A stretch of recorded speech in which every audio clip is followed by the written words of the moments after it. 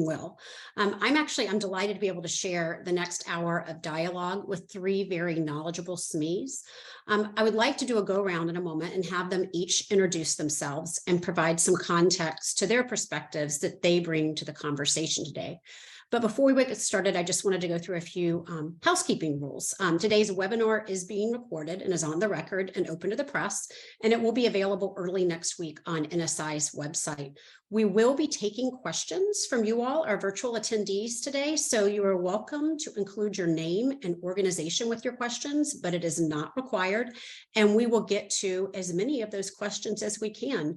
So I'm first going to hand the mic, so to speak, over to Lindsay and let her give a brief introduction of her background and the perspective she brings to today's conversation on China's digital tools of oppression. Hi, Suzanne. Thanks so much for the introduction, and thank you to NSI for having me for this conversation, which I think is incredibly timely. I won't spend too long on the intro, but I'm Lindsay Gorman. I run the technology and geopolitics team at the German Marshall Fund's Alliance for Securing Democracy. We study the competition over technology between autocrats and democracies on emerging technologies like AI, biotech, quantum information, and their intersection with the information space.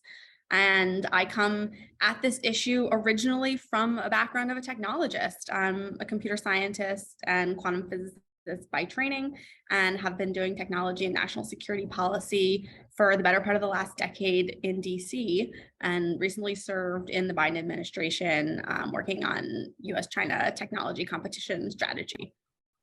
Great to be here with the two other very esteemed experts who are, people I've learned from throughout the last few years. Great. Well, we're glad to help have you. And so Yaqiu, you're next. Hi, my name is Yaqiu Wang. I'm a senior China researcher for Human Rights Watch. I've been with Human Rights for 6 years now. I worked on censorship issues for concerning China for Human Rights Watch, and Human Rights Watch has published extensively also on surveillance issues. And in the past several years, our focus has grown into the, more focused on the Chinese government's role in undermining human rights around the globe.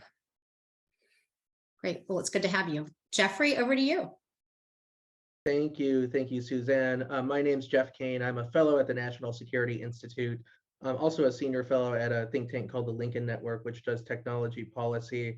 I come from a background as a foreign correspondent. I had spent more than a decade since the time of the 2008 Beijing Olympics. I had been a journalist in various countries, and China being one of them, also Korea, went to North Korea many times, Turkey, Ukraine, and my specialty was investigating how authoritarian regimes deploy novel technologies like AI and facial recognition. My most recent book is called The Perfect Police State, which is about the Uyghurs and the surveillance dystopia that they live under. Thank you so much. Appreciate the plug. Now at work on another book, and happy to be here today. I think this is going to be a great conversation. Great. Well, we're glad to have you. So I just wanted to kick off with sort of a scene setter, and Yaqiu, I'm going to defer to you first on this one. But in your opinion, what is the single most repressive measure, technology-wise, both inside the country, China, and outside as well with international constituencies? I don't know whether I can say, there is one single most, important repressive technological tool by the Chinese government. But I do wanted to really raise the issue with WeChat because, we have been hearing so much about TikTok, facial recognition, AI generated other kind of repressive mechanism, but there isn't been a lot of talk about around the WeChat, which I think, is something that is important to know. I think the reason it hasn't been talked that much is because WeChat is primarily used by Chinese-speaking people, whether it's people inside the country or Chinese people living outside the country, like me, who came from China, now living in the United States. WeChat is such an important surveillance, censorship and surveillance tool is because it's so everybody use it. You use WeChat to read the news. You use WeChat to chat with your family, to get a taxi, get a food delivery, pay your bills, everything. It's a super app. So everybody inside the country and outside country, people are trapped in this WeChat ecosystem, and it's a system that the Chinese government has tight controls. What you read, how you communicate with your family members, your friends, your colleagues, where you went, which taxi you hail from where to where, everything, right? And then it's also used by the diaspora, similarly as it was used in China. But when people hear about, the Chinese people who came to the US, let's say, who live here, they are, in their information bubble as they were in China, which is true. But I wanted to emphasize that, like I live in New York City, the Chinese diaspora is big. We have our own news bubble that cater to us, who specifically for Chinese people living in the US, where the restaurant has discount, where there's the new Chinese salon, club, whatever, right? And the issue is that we get this information from an app that is controlled by the Chinese government, that is censored by the Chinese government. So for any kind of activity in the United States for the Chinese diaspora that has nothing to do with what's going on inside the country, we still get the information that are filtered by the Chinese government. Our activities are still surveyed by the Chinese government. Even we do, our life, we do carry out our life without, is not that related to what Beijing, what's going on inside the country. And, there has been real consequences for, democracy in the diaspora. Recently, there is a big leak by the Canadian intelligence that the Chinese government has interfered in the Canadian election, and one big tool of interference is through WeChat, because the Chinese diaspora get the information about elections in Canada through WeChat, and the Chinese government, is able to manipulate the information and tilt, how people are going to vote through WeChat. And this is. I'm glad you brought up WeChat, because I think a lot of us just think of TikTok. So that's a very enlightening technology to bring to the conversation. Along that vein, though, of technology and oppression, I think about the different regions, and that brings us to Xinjiang, which I have a few questions to ask the group about that. But I had first hoped that Geoffrey could kind of set the scene about kind of the landscape, so to speak, or the history of that region, to help our attendees who are not familiar with the oppression there come to light. Yes, so the region of Xinjiang, China, it's in the west.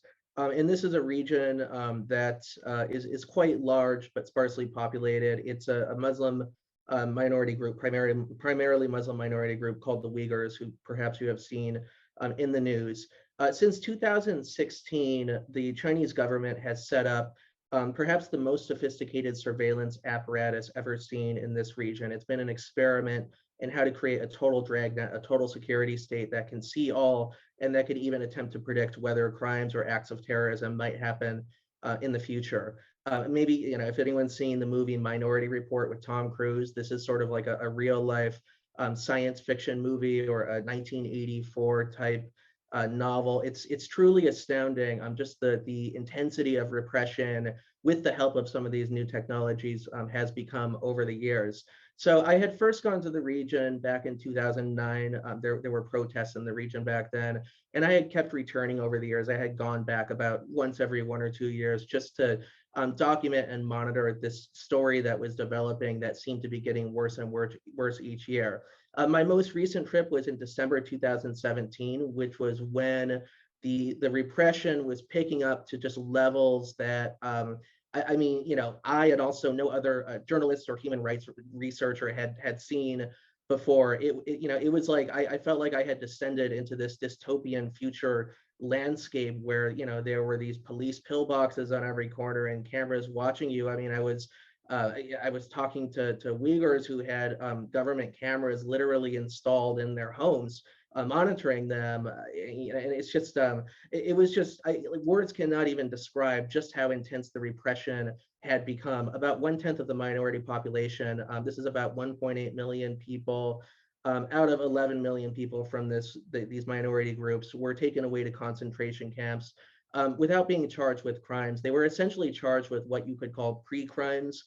The idea that, with the help of this artificial intelligence system called the IJOP, or the Integrated Joint Operations Platform, that the system had predicted that because they had read a Quran or a religious book of some kind, or were engaged in some kind of religious activity in particular, that they might be terrorists, and so they were taken away for any number of ridiculous infractions that have nothing to do with terrorism at all. So it was a complete total dragnet, using some of these new facial recognition and AI technologies, but a system that was surprisingly unsophisticated in a way, because the algorithms that they were using were clearly, reading a book means you're going to be a terrorist. That's not a very sophisticated cause and effect relationship. So the algorithms, whatever was being used at the time in Xinjiang was really an overreach and quite a blunt algorithm designed to, create this total dragnet, or as Chinese officials would often say that, to pull out the weeds or to kill the weeds, you have to, wipe out the entire field. You have to use fertilizer everywhere. They would often use these terms, and that describes their mindset. Just round up everybody you can and re-educate them, a term there for brainwashing, and then hopefully put them back into the world in the future, and they'll be good citizens and good loyal followers of the party with no questions asked.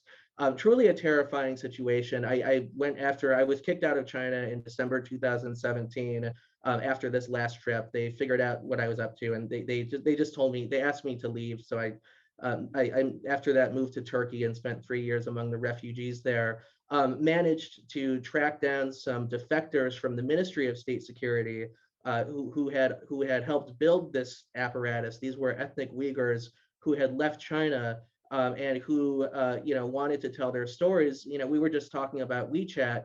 One of the points that they revealed with a lot of documentation was that the local party authorities and the Ministry of State Security, to gather data on people, they only had to ask companies to hand over 3 to 5 years worth of data, and that would be that. There was no due process or no system of are we going to give this data or not.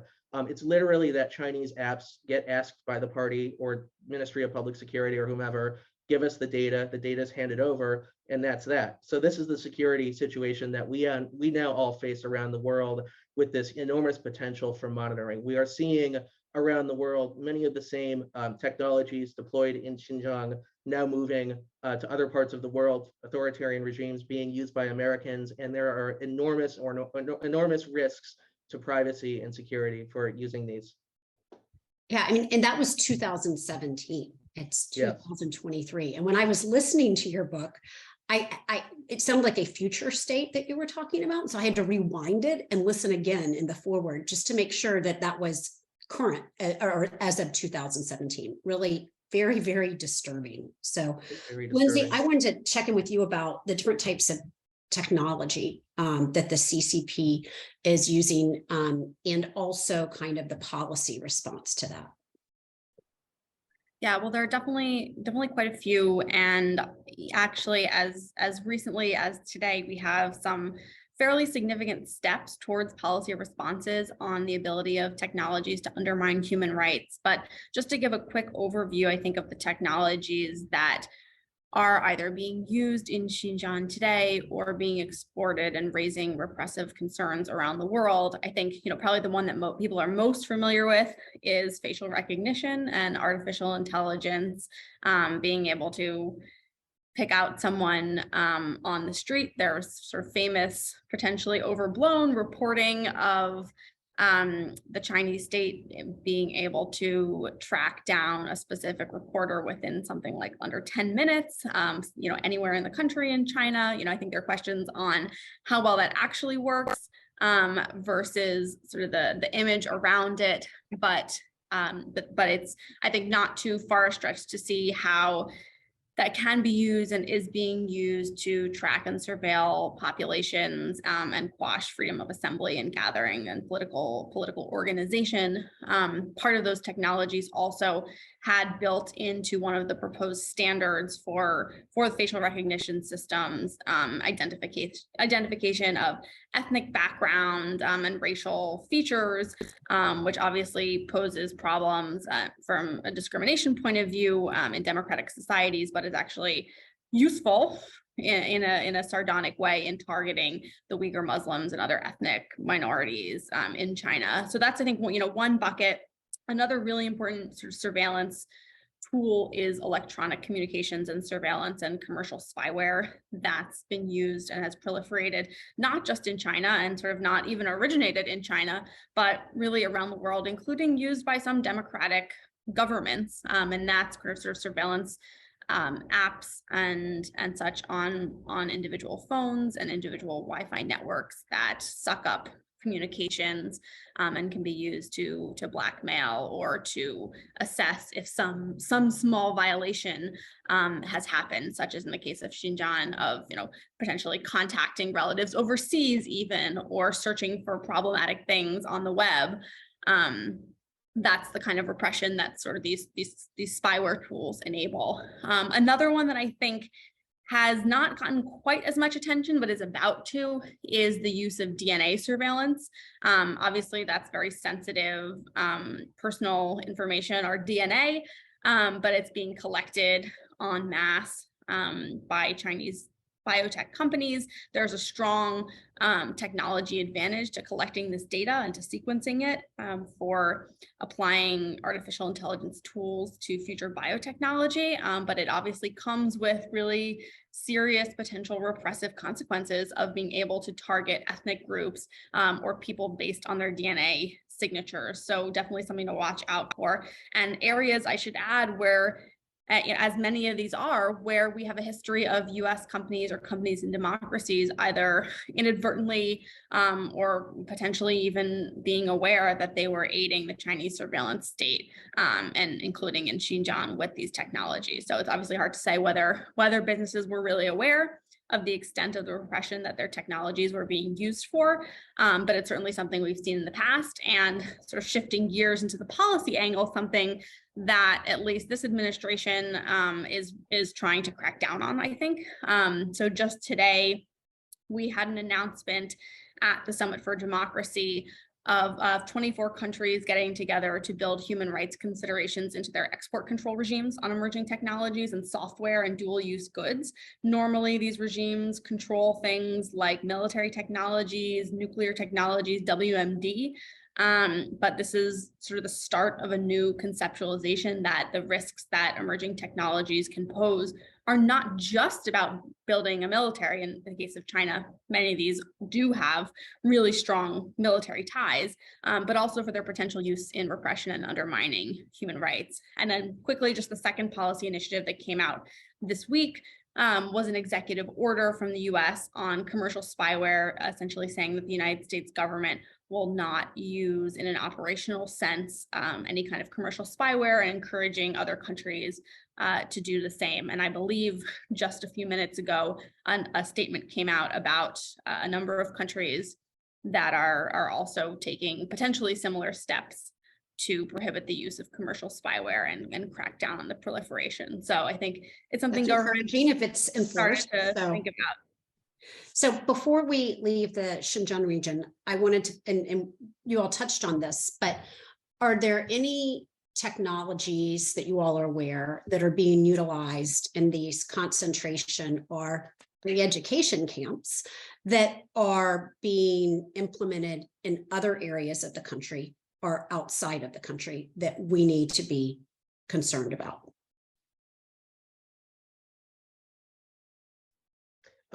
So there are, the way to think about Xinjiang is that it was the incubation ground. It was the incubator of the surveillance state that China under Xi Jinping has been setting up for the last 10 years or so. This is where the rollouts happened, and many of these technologies have since spread to many other parts of the countries.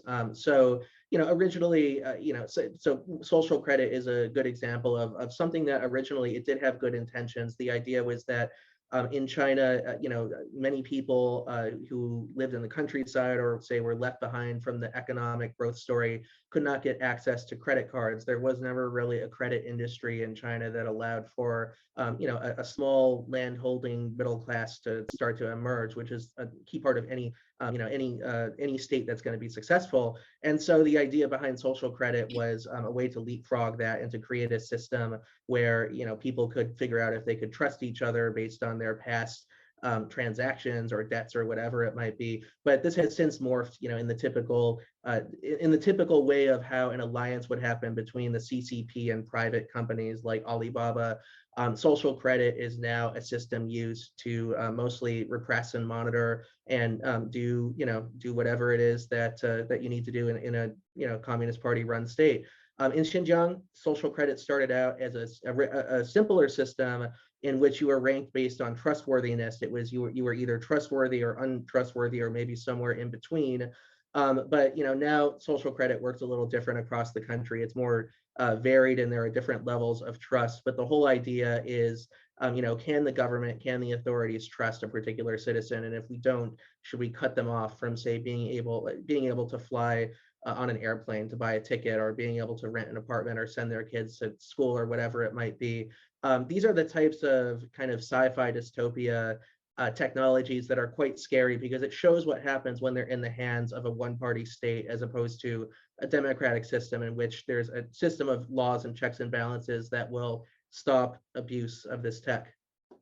Well, and I understand if you're even caught with someone who is considered untrustworthy, you will then be examined at more, you'll be scrutinized much more heavily than before. And you don't even know what that person's rating is sometimes. So it's very scary. And speaking of scary, I mentioned that if you didn't get rid of some apps after this webinar, then nothing will make you get rid of them. But that brings us to TikTok. So would love to hear from you all. If I'm talking to my teenager, if I'm talking to my mother, if I'm talking to someone who lives maybe in another country, what are the reasons why TikTok is such a threat to society? And I'll put this out there for anybody who wants to take it, and we can go around. Well, maybe I can start first. I think TikTok is threat beyond the Chinese government angle. It's really addictive. Like I go in and watch endless short videos for no reason. So, since we're talking about China, so shift gear to talking about the threat that potentially the Chinese government can bring. One is really, the data the government can collect through TikTok. TikTok has said over and over again that, the company doesn't give data to the Chinese government. But no, as someone who studies China, I know that's just not possible, given how the political system works in the country. The government can have whatever it wants when it asks for it. Oftentimes the government doesn't ask for it, but when it wants it, it will have it. Just because the government has that level of control to over any companies, whether it's private or private. The other really is the censorship and the disinformation the government can exert towards users in America through the company. Whether because in the US there's no law to make companies to disclose their algorithm or how they suppress and promote certain content. So we don't know, what's going on with the company, to what extent it's censoring content that is critical towards the Chinese government. I mean, there has been sporadic cases like, one teenager was talking about the camps in Xinjiang, then her account got suspended. Human Rights Watch posted a Tiananmen Square a video of the tank man. Then I posted it, I could see it from my own account, then nobody could see from their account, even they follow me. So there are these small examples that indicate that that might be censorship, but we don't know. Then not to mention, this information side of things. Maybe, the company is pushing out pro-CCP content. We don't know to what extent that is influenced by the government, or there are people who are just doing that voluntarily. Yeah, so those are both the data privacy issue and the disinformation and censorship issue. So are there any insights any of you all can provide? I understand, although I don't have TikTok, that here in the US, a lot of it is mindless entertainment. It's not particularly character building or educational, although I do understand some people get some good recipes off there from time to time. But that what the Chinese people are getting from TikTok is very different than the content that we get here in the US. It's very much focused on their patriotism to the country, serving the country, education, science, technology, STEM, all those things. Any insights into the difference? Yes, so I use the Chinese version, Douyin, quite regularly and document what is possible, what you can search And what's, for. I'm sorry, what is it called? Douyin? Okay, thank you. Didn't know that. Yeah. My Chinese is getting a little rusty. I haven't been back in a while. Or better than mine. So the Chinese version, there is a wall between the global version, which is known as TikTok, and the version in China, which is Douyin. It is possible to access it with the proper setup, but we can get into that another time if anyone's interested. In America, when you load TikTok, so TikTok claims that they have firewalls that will prevent kids under 12 or under 14 from accessing certain content. We've tested that on TikTok, and a lot of that turns out to be false based on the various keywords that we could put in on the American version. So there are these like spin-off terms that they use. So there are TikTok videos for teenagers that talk about how to use cocaine and how to use various drugs, which is quite disturbing.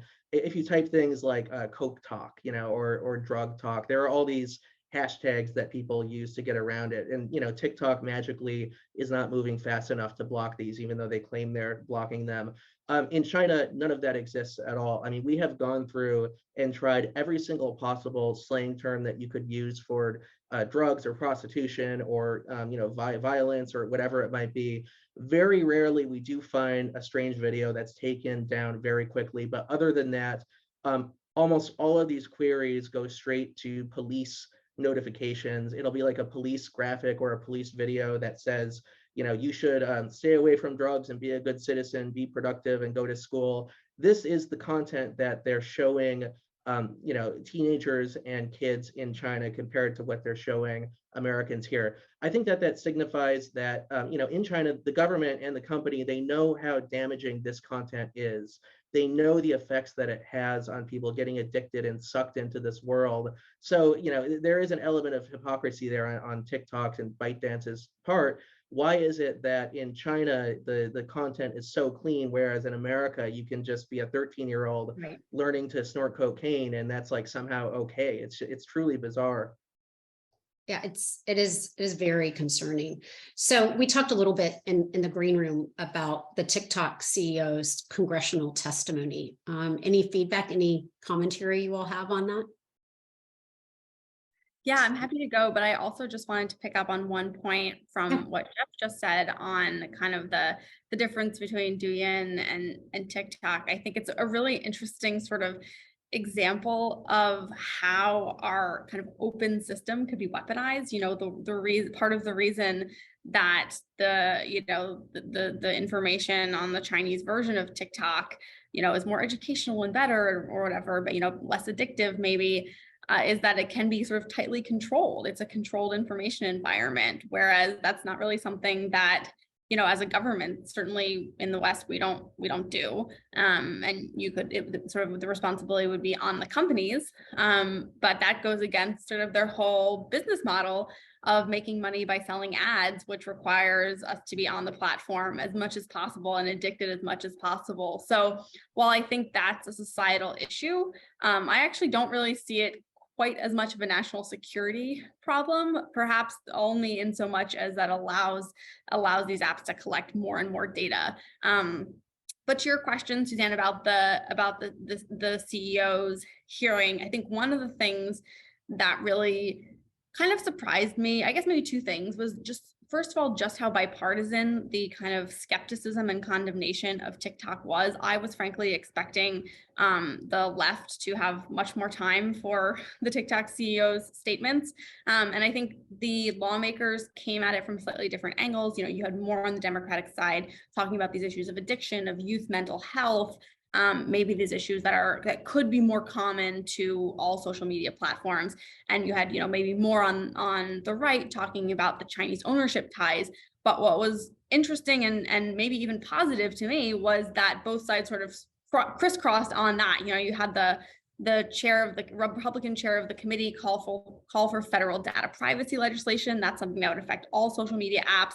And you had a number of Democratic lawmakers also asking tough questions about TikTok's Chinese ownership. So there was a surprising amount of, I think, bipartisanship in that hearing. And something that I also was impressed with, which I understand is not really the main narrative coming out of the hearing, is I actually thought the lawmakers did a really good job of asking hard technical questions. This wasn't the Congress that we saw 5 years ago when Mark Zuckerberg testified first before Congress. But what I'm hearing is actually that on TikTok itself, a lot of the commentary has actually been making fun of lawmakers for being technologically illiterate, which I'm curious on others' impressions, but that was not my impression at all. You know, they were asking questions about bytecode, about neural networks, and sort of really detailed aspects of the code and how TikTok would oversee the code itself, in this plan that it's putting forward to kind of guard against these national security concerns. And so it's interesting to me that some of the narratives coming out of that seem to be quite the opposite of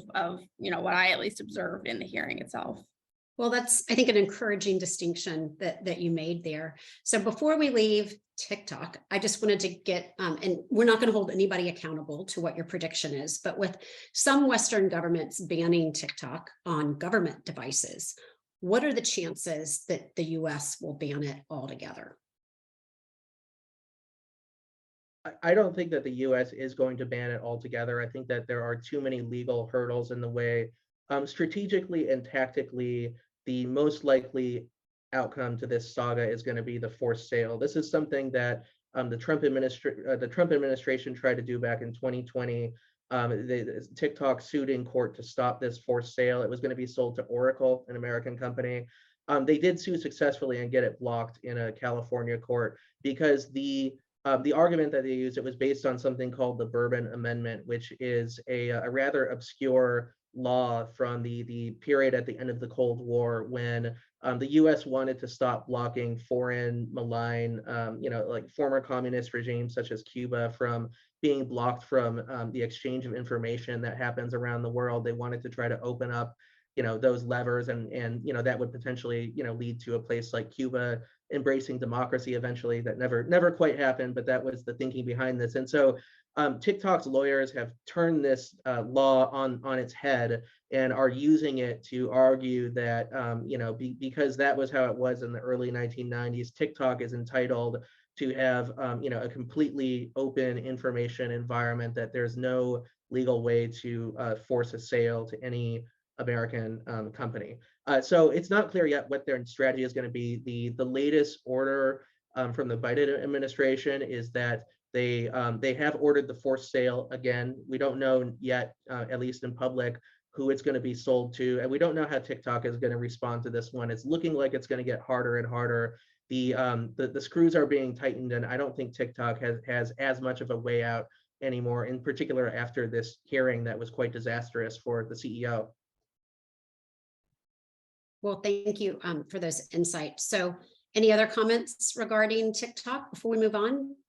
And I would add that it's very interesting that, because of TikTok, which is a Chinese app, that people in America start to care about data privacy more in general. So I think that's a silver lining coming out of it. And I do hope the US government, the Congress will pass a comprehensive law that regulate all social media companies. So we know how our data are being collected, what data are being collected, and how they're doing content moderation, not just on TikTok, but on all social media company. I think this is an urgent need, and I think there's bipartisan support. It's a good point to highlight. Lindsay?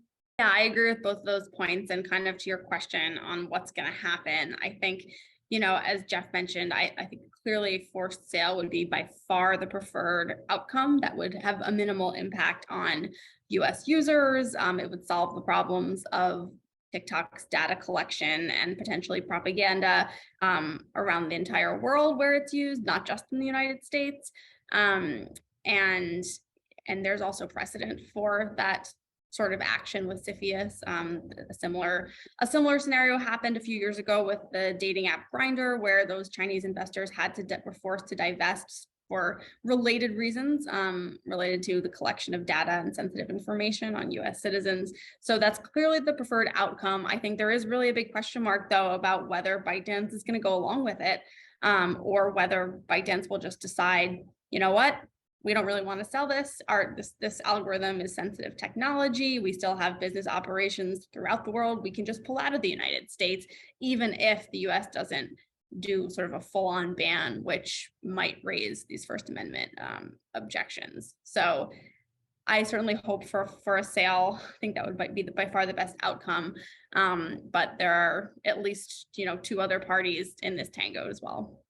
So I promised I'd move on from TikTok, but I also really appreciate audience questions. So I'm going to move to one of those, and it's kind of in the weeds. So if you all don't have the answer, you can take a pass.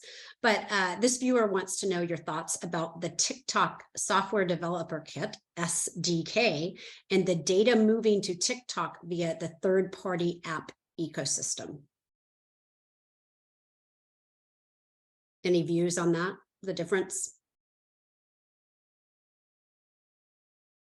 So maybe kind of, Geoffrey. So I'm not speaking to the kit in particular, but one of the problems with TikTok, this is something that they usually try to avoid saying publicly, is that the code was written in ByteDance by ByteDance engineers based in Beijing.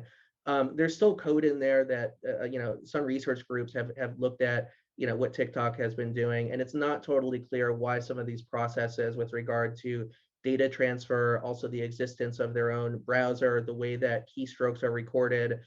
Some of this, TikTok will often deny that this is significant, but these little details actually do have some significance in the technology, because like most companies, when they have an app, they won't create their own browser. In the corporate technology world, what software developers will often say is that you create a browser if you want to gather data. That's an easier way to gather data on your users. Why does TikTok have its own browser, for opening websites? It's just these little details, like, Google has Chrome, obviously, but it's not like, you don't, it's not like Google has some app and you're required to use Chrome from, Right. From that app or anything. So it's a little bit of a different situation. And I've always just been struck by how TikTok has these kind of little items of software significance that are often overlooked, and they are red flags as to what data they might be gathering behind the scenes. Yeah, subtle enough by themselves, maybe not alarming, but when you put them all together, it's quite concerning. So my next question was going to be on AI, but I have an audience question on AI next, so I'll move to that. So this attendee wants to know, are there any AI algorithms implemented by the Chinese Communist Party in Xinjiang intentionally unsophisticated, simple, or broad in order to keep the Uyghurs constantly on edge or on their best behavior or in line? Great question. I think that the situation in Xinjiang is ruled by uncertainty. So just a shout out, Human Rights Watch has done really great work on the region, also really helpful with my own work, just gathering research. It's a very tough region to research because of all the restrictions on what you can actually do there and talk about. It is, if you go and read the Human Rights Watch reports, read what's out there. There are researchers who have documented this. It does seem that the model is to use blunt and unsophisticated algorithms designed to keep people on their toes. It's the uncertainty that keeps the Uyghur people in line, because they don't know where that line is. It's the riddle. Like, how far can I step in my daily life? If I leave my apartment at 9:30 a.m. today as opposed to 9 a.m., is that going to be a red flag on the camera outside my house? Why would I change my daily routine? And is it going to send a nudge to a local police officer on his smartphone and tell him to come over and check up on me? This is what keeps people in line. And this is also in my own interviews with Uyghur refugees, something that they often talk about is the psychological effects of not knowing where that line is. It forces them often to, I guess they say, mute themselves or mute the identity, kind of mute the soul almost. If you have something you want to do, you wanted to take that trip to the city, to Beijing, and go shopping for the weekend, whatever it might be. Not possible. Just don't bother, because the risks are too high of doing something small that might trigger the system against you. Yeah, I would also add to that, onto that point, that, you know, in the context of Xinjiang, there have been a number of discussions on sort of, does this constitute a genocide? I think the State Department has indicated that there are elements of what's happening in Xinjiang that it views as a genocide. A number of parliaments in other countries have characterized it as such as well. And one of the, in addition to sort of the bodily harm that is one of the kind of determinants of whether something is a genocide, the like psychological or emotional harm is also, and the fear is also a piece of that determination. So this kind of uncertainty of, you know, where do you cross the line, how far can you go, and, you know, in talking to your family and that sort of thing, and practicing faith, I think is part of that culture of fear, you know, goes into that ability to destroy a population. And the second thing I would say on that is also, you know, this is the context of this conversation is the export of China's surveillance to the rest of the world. And to a related extent, I think we see the self-censorship happen even within democratic societies of, you know, not wanting to criticize China, particularly in terms of our business ties. When, you know, I think going back to sort of the TikTok hearing, but I think it might be common across many multinational CEOs. He was asked specifically whether China was committing genocide in Xinjiang, and really prevaricated and didn't give a straight answer. And I think, you know, not just the TikTok CEO, but I think it's possible that many business leaders from democratic countries would have a similar answer, because of that self-censorship of not being sure really where the line is and not wanting to offend China. Yeah, it's a powerful, just that keeping people on edge, powerful tool of oppression in their society. Yaqiu, anything to add?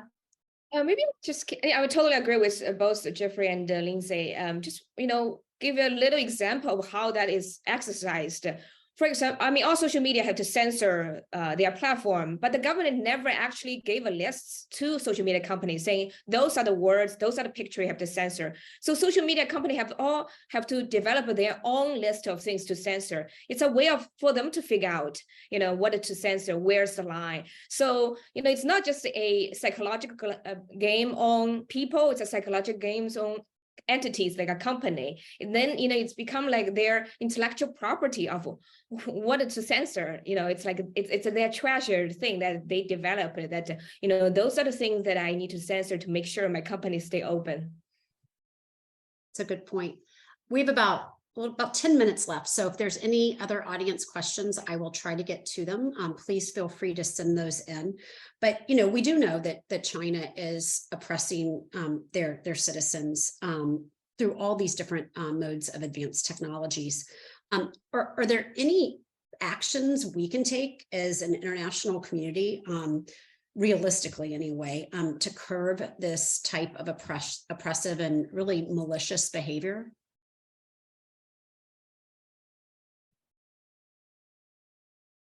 Yeah, I mean, I think the biggest thing is putting it out in the open and like having conversations like this one, having world leaders talk about these issues and stand really firm against them.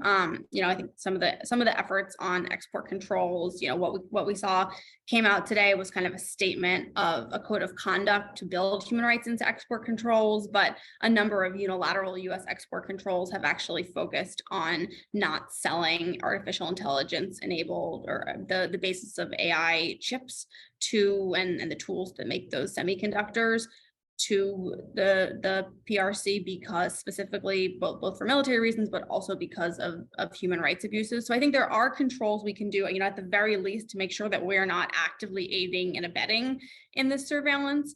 But yeah, also just sort of continuously calling it out, not allowing, businesses or even diplomats with various interests to kind of paper over those differences and paper over the abuses. Yeah, I even think conversations like this that NSI is gracious enough to host, a lot of it's education. Geoffrey? So to give a specific example, following up on a technology that I think we all need to focus on, semiconductor technologies are critical. This is an area where China is still generations behind the major semiconductor producers, but by ensuring that the Chinese government and major surveillance companies can't get access to the most advanced semiconductors, we can curb so many of these threats. We can blunt them. We won't erase them completely. But if they don't have the processing power to create a total surveillance dystopia, then it's going to fall flat on its face. It's going to be old-fashioned authoritarianism, which is bad, still very bad, but at least we can weaken this system in some way. I just returned from Taiwan, actually on a trip with the German Marshall Fund, where Lindsay's from, and quite a trip. We visited the major Taiwanese semiconductor makers. One of the big things that they kept emphasizing was the importance of multilateralism in semiconductor manufacturing and processes. There are concerns that the US right now with the Chips and Sciences Act might be acting too unilaterally to bring industry, to chip away industry from places like Taiwan and to attempt to build it unilaterally in the US, which will take generations to master. It's going to take a decade or more to be able to design these extremely advanced semiconductors reliably. And so, one of the big pushes right now is like, well, why don't, why isn't there a semiconductor consortium that stands against the PRC in particular? There are 4 countries, Taiwan, Korea, Holland, and the US, that produce the most advanced technologies. Why isn't there some kind of mechanism for direct cooperation between these 4 that would curb a lot of these threats? So just one idea to throw out there if any policymakers are in the audience. One of our virtual attendees has a suggestion. He suggests that we ban China from the Olympics. So just wanted to share that with the group as well. Here's another question. How has COVID-19 enabled the CCP to further develop or use technology to track and repress its citizens? Any feedback from that question from the team here? China had the the health code app. Everybody has to have it, and then everywhere they had to have it. Everywhere they go, they have to scan the app. So the government collected massive data, and even during China was people were subject to the draconian zero COVID policy. You could see how effective it was. Like, they identify a person who was positive, but they were able to find anybody who was related to the person, and the person's itinerary in the past 2 weeks, every step of where the person went were posted online. You can see to what extent the government is able to know where people are and who are around those people. Even when you're in a train, they were able to identify who's sitting next to this person. So the app has been dismantled, but the data is still there. It's not a country. There's transparency, there's a rule of law. People have no idea how the government is still using the data, whether this data are being deleted or I'm sure that probably it's still there and the government is using it to further develop its AI technology to surveil people. So we have several questions from Jefferson Berry. Jefferson, thanks for your insightful questions. One is the capture of these technologies part of the CCP trying to take over Taiwan? We haven't talked about Taiwan at all. We didn't talk about it in the green room or in our prep call, but any comments regarding these oppressive technologies and the relationship, the very strained relationship with Taiwan? Yeah, I'm happy to take a stab at this one. Great. Normally I approach everything from a technology angle, sort of by trade. And so I think it's very tempting to see semiconductors as like this linchpin issue in the US, China, Taiwan triangle, the fact that we are incredibly dependent on TSMC, which is right next door to mainland China for the most advanced semiconductors, is obviously a strategic vulnerability if you believe, as many policymakers do, that the ability to build these systems is actually going to depend heavily on advances in compute, namely semiconductors and at the cutting edge at these low nanometer levels. All that said, from what I've read and understood about the relationship between China and Taiwan, it really does seem like there are deeper historical reasons why she is trying to, potentially forcibly or just coercively sort of re-enter Taiwan into the PRC. And so I would tend to think that those issues ultimately are more at play than kind of getting the crown jewels of TSMC's semiconductor production lines. Any other thoughts on that? That was a good explanation, Lindsay. And thank you, Jefferson. I agree completely with Lindsay. These are historical debates. It's historical thinking that goes back quite far. China is the borders that currently exist around China are imperial borders that were drawn under an empire that existed 150 years ago. I mean, this is not something that simply exists now because of semiconductors and the way that the industry is structured globally.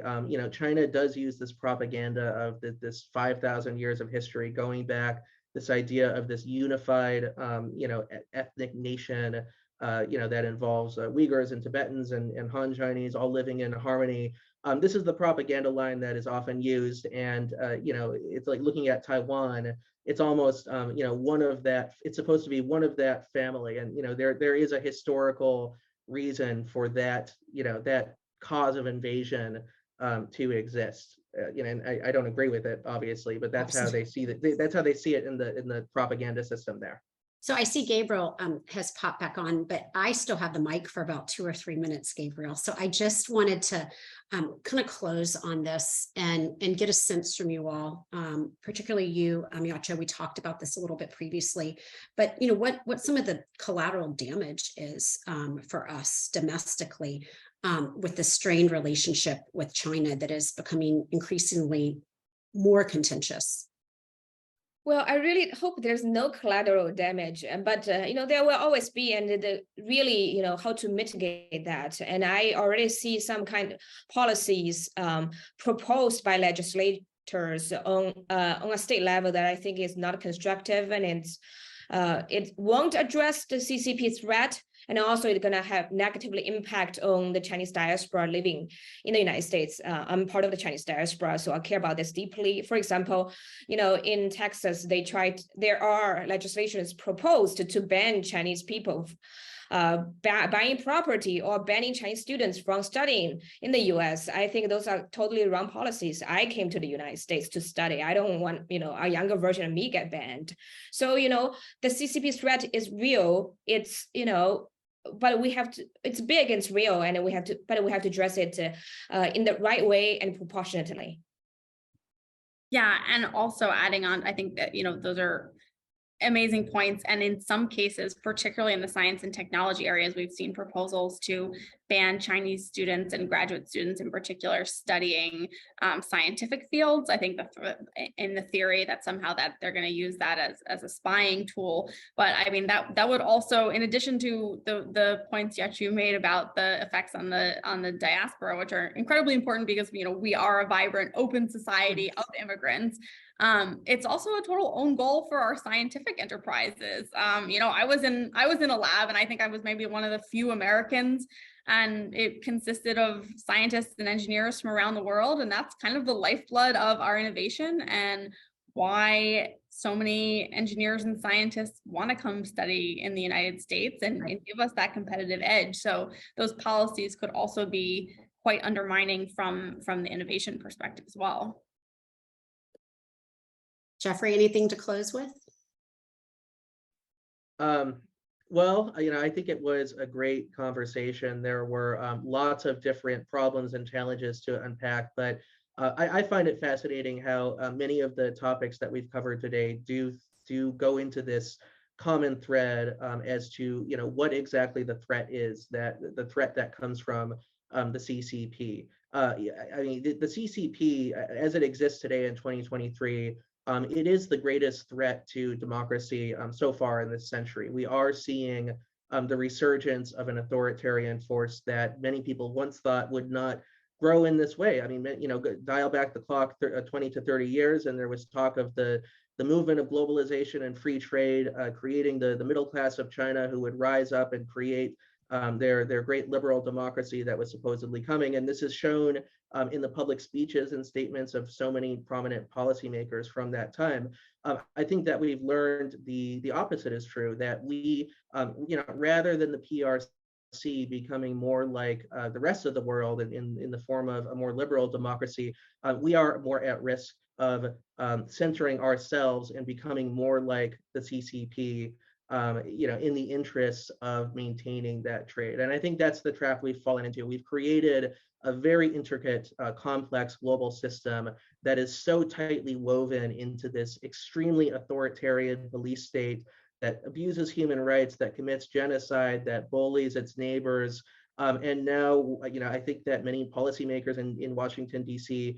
Have been kind of caught, with their hands are like they're not sure what to do about this, and it's extremely complicated and extremely delicate deciding, where to untether that trade, where to untether the relationship, and where to maintain it, because one wrong move could really cause this to escalate, and a war would not be good for anyone. It would be devastation. Well, great. Well, thank you, Geoffrey, Yaqiu, and Lindsay. I am sure there are some social media channels folks can follow you on that we have not discussed today that are a little more appropriate if they have other questions. And Gabriel, you've been great. I'll let you close things out. Perfect. Thank you so much, Suzanne, and for moderating today's panel. Thank you to our amazing panelists for sharing your really in-depth insight from a different angles, but also we got to the same picture, which I think is really important. A few quick programming notes for NSI. NSI is excited to be continuing our global repression programming throughout 2023. Our next event is going to be examining ongoing collaboration between these repressive regimes, looking at the Russia, the Chinas, the North Koreas of the world, and how that common alignment is a threat to our national security and what partners and allies can do to help that. Additionally, we have a new event countering Chinese global tech ambitions and the US-EU partnership in smart innovation. So this event will be more details on this event. It's April 12th. More details will be at nationalsecurity.gmu.edu, our website. So please go and check that out.